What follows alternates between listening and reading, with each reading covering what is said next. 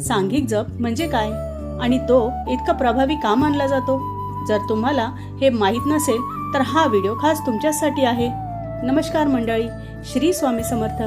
सांघिक जप म्हणजे अनेक भक्तांनी एकत्र येऊन केलेले भगवंताचे नामस्मरण.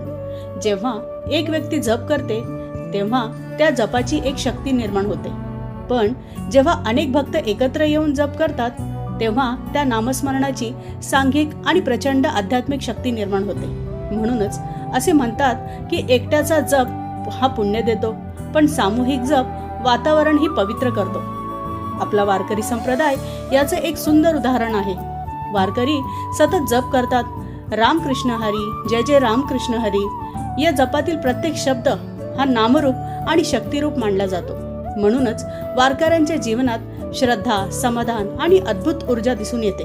असे सांगितले जाते की जपाचा प्रत्येक उच्चार मन शुद्ध करतो, विचार पवित्र करतो आणि भक्ताला परमेश्वराच्या अगदी जवळ नेतो.